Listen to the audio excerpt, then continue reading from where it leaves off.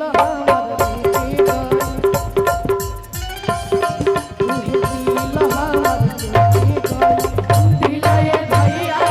तुहे दिल हमर टूटी गइल दिल ये भैया